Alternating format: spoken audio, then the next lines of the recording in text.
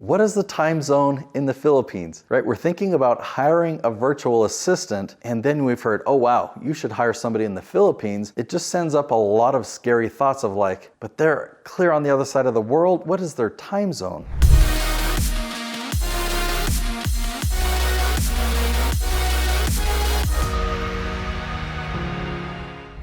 I've been hiring people in the Philippines for nearly 14 years, and by the end of this episode, you'll understand how it is such a huge advantage that they are on a different time zone.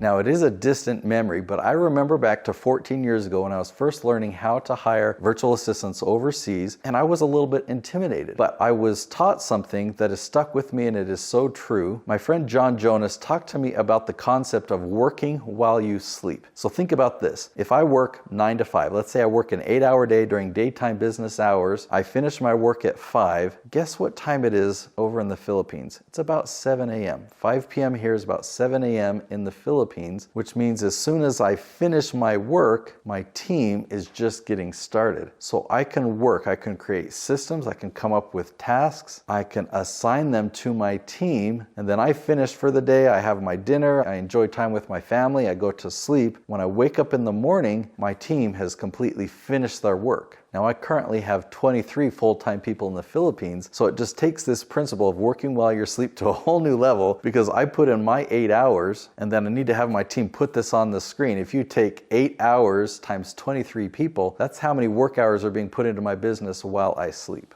Now, I've seen people make a mistake. I've seen people that are in the USA, employers, hire people in the Philippines, but then require them to be awake during USA business hours. That doesn't make any sense. That is terrible. Why would you want to cause somebody's lifestyle to be ruined that they can't, I just don't even want to go there. It is actually so advantageous to have a difference in time zone that I let my team choose their hours, right? All 23 of them get their own schedule. They just need to be consistent with that schedule so we know what to expect and we can have good communication and collaboration. Now, if you're a person that loves phone calls or Zoom calls and you love communication in real time, right? You just love to communicate and give assignments. That is harder to do when there's a big difference in time zone. But I have learned a better way to communicate that is way more efficient. Now, I still occasionally, I do phone calls or Zoom calls are more regular, but I really minimize the amount of those that I do, and I really maximize other things that are asynchronous communication.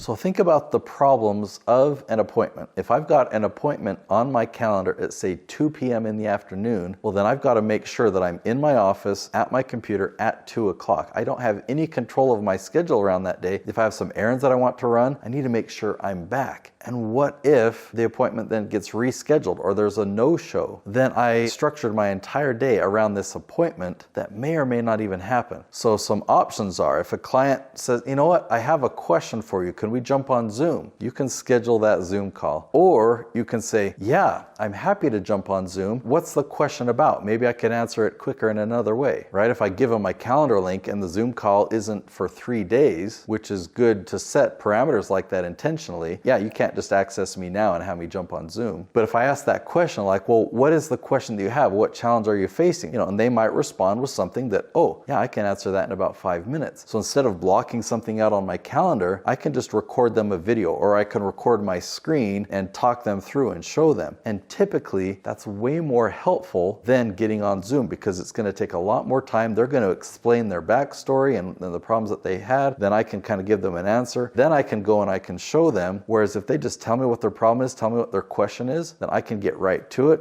I can record it to them, I can send it, and I didn't have to block out any moment on my calendar. In fact, I can go out and run errands, return when it's convenient for me, look at this message, oh, that's their question, quickly respond, and then go about the rest of my day. So now let's apply that to hiring somebody in the Philippines, right? If you get used to asynchronous communication and understand how effective it is, how much more efficient it is, then it doesn't matter what time zone they're in, because if they have a question or they have a report or they have an assignment or some communication, they send it and it doesn't need to be on a schedule. They can send it at midnight their time and not worry about what time it is for me, because when it's convenient for me, I will get it and I will will respond and not worry if they're getting it right at that exact moment. I want to suggest something that might surprise you, but immediate responses kind of result in bad customer service. If a customer messages me and I happen to be looking at my phone right then, I can't respond right then, because if I respond right then, for a moment they will say, wow, what good customer service. I message, because guess what they'll do? They'll message me, I'll respond, they'll think, oh, he's on. He'll message me again, so then I respond, and so it becomes this communication. But what happens if they message me and then 3 hours later I respond, right? I'll respond thoroughly, I'll really help them, and they'll appreciate that, but they won't quickly respond and expect to get a response, right? So two things I want to point out here. One, if you respond quickly, it results in bad customer service because you can't be that quick all the time. It creates false expectations. You impress them once, but you're going to disappoint them later.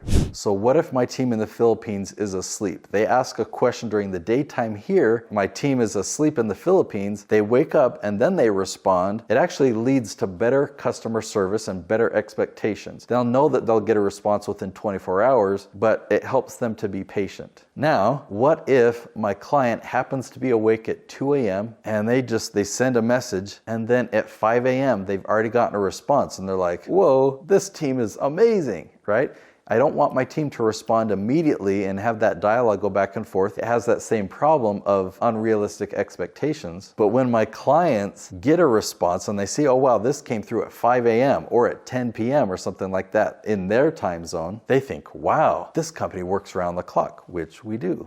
Now, a technical advantage that I want to share dealing with differences in time zones, because we're on different schedules, it actually works to our advantage in transferring large files. I mean, I have a video production company, and so we're often transferring many tens of gigabytes of data. To know that I can have a day of filming here and we put that footage online and it starts to sync to the cloud, my team isn't just sitting there watching it like, man, this is taking forever. They're not even working right then. By the time they sign on, those files are already there for them. They can work on it, they can edit it, they can save it on their end. By the time I wake up, it's already done. So transferring large files doesn't become a problem anymore. We're not waiting for things. So I have a question for you, because I know that there's two different types of audiences that watch videos on the Outsourcing Insider. So there's people that want to be hired, and then there's employers, people that want to hire people in the Philippines. So I'm just curious, can you let me know which are you? Comment below, do you want to be hired or are you looking to hire people in the Philippines?